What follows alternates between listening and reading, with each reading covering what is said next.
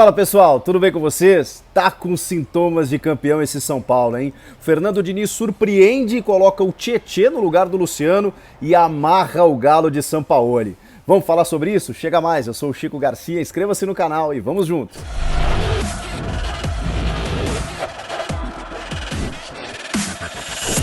A recuperação imediata era necessária. Depois da derrota para o Corinthians por 1-0, numa atuação que ficou muito abaixo do que vinha jogando o São Paulo, era muito importante dar a resposta imediatamente, já no próximo jogo. E justamente num jogo que fazia muita diferença em termos de tabela do campeonato, né? O São Paulo enfrentando, sendo o líder, o vice-líder, o segundo colocado, que era o Atlético Mineiro, podendo essa diferença cair para um pontinho, essa diferença que já fora de 7 e que voltou a ser 7 pontos, exatamente por esse confronto direto. É aquele chamado confronto de 6 pontos, né? Você não só soma, como você impede o seu adversário de somar. Por isso era fundamental o São Paulo vencer, também por conta da derrota no Clássico para o Corinthians. Mas a gente conseguiu, pelo menos nessa partida, entender que aquela partida contra o Corinthians, o que eu havia falado aqui pelo menos, né, é o que eu entendo, de que se valorize muito mais o que o Corinthians fez. A estratégia adotada pelo Corinthians funcionou melhor do que propriamente um São Paulo que não jogou bem. Claro que o São Paulo não jogou como vinha jogando,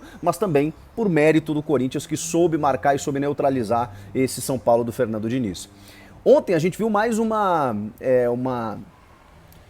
incursão, uma metodologia do treinador são paulino diretamente na partida, né? Eu gosto muito de avaliar esse tipo de coisa quando o técnico ele não é simplesmente um distribuidor de coletes ou simplesmente escala jogadores, faz as suas substituições mais óbvias, mais protocolares possíveis e que ocasionalmente consegue resultados e tudo mais.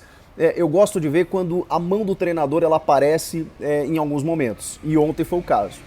O Luciano tem 12 gols no Campeonato Brasileiro, é um dos caras mais responsáveis desse time pela ascensão do São Paulo na temporada, né? Nesse final de temporada, nos últimos 40, 50 dias, o Luciano foi muito responsável por isso, junto do Brenner, junto do Luan, do Daniel Alves, o time como um todo cresceu, mas o Luciano estava fazendo muitos gols. E aí você não ter o Luciano para esse jogo tão importante como o Atlético Mineiro, imaginava-se, né, que o Diniz pudesse colocar o Pablo, dar uma chance para o Pablo, centroavante, é um dos caras mais caros da história do São Paulo e que até agora, apesar de ser um dos artilheiros da temporada, viu, não corresponde nesse time, digamos, montado aí pelo Diniz recente, né, que deu muito certo. Ele não tem a mesma mobilidade, ele não tem a mesma entrega tática que o Luciano tem, então, enfim, seria uma substituição óbvia, ainda que sem a mesma qualidade na troca.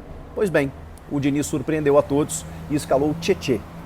E aí a gente poderia pensar, tá, mas o Tietê não é centroavante, o Tietê não é atacante, o Tietê não pode até jogar numa segunda linha, mas a questão toda foi essa.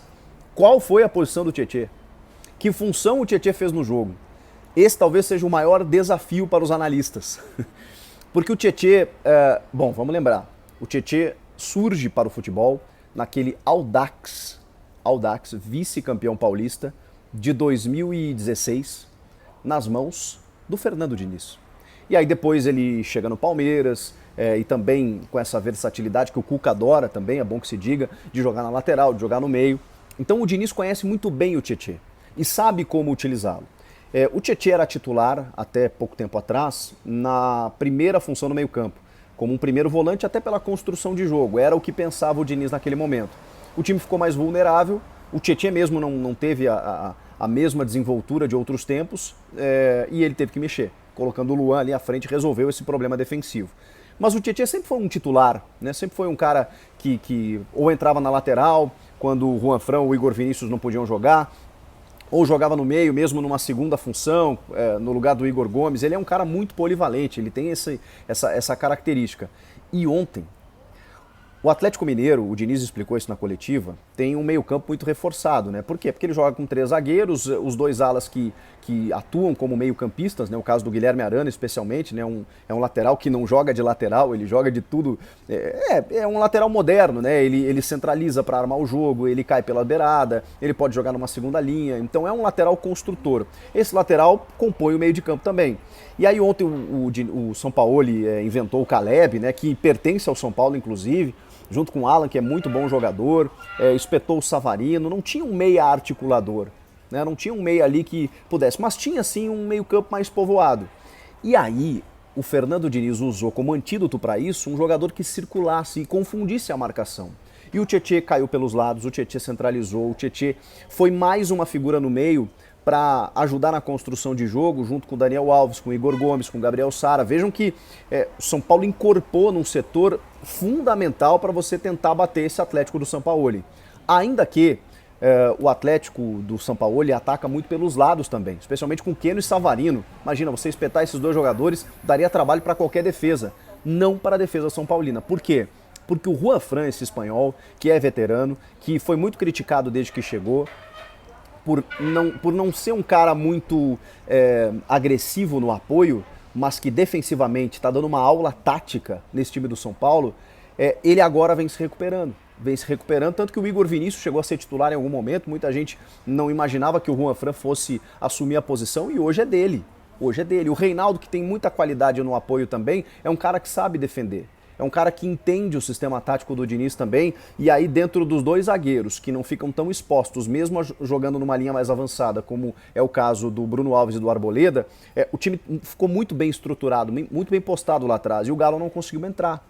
E aí o São Paulo, que tinha mais a bola em determinado momento do jogo, porque essa posse se alternou também, porque o Galo também gosta de ficar com a bola, né? Mas o São Paulo soube equilibrar, soube dosar isso. Quando ficava com a bola, o Daniel Alves está jogando uma enormidade. Qualidade técnica a gente sempre soube que ele tinha, mas ele realmente está com confiança, ele dá toque de calcanhar, ele dá toque de letra, ele distribui o jogo, ele consegue pensar o jogo ali no meio, não como um meia pensador clássico, mas um cara de intensidade, de inteligência na construção do jogo e com uma grande parceria, né? O que jogou o Igor Gomes, aliás, o que vem jogando, ele chegou a ter uma fase complicada, né? Porque ele surge muito bem, é comparado ao Kaká, depois cai de produção e agora vem retomando. E desde sempre o Igor estava tentando fazer gols de fora da área, né? Tava tentando arrematar. E eu até falava assim, cara, o que tá faltando pro Igor é ele acertar essa finalização, porque ele tá um jogador muito intenso, muito completo de meio mesmo, ele consegue fazer várias funções ali, ele marca, ele cria, mas falta a finalização para ele. Ele estava tentando. Ontem ele fez um golaço.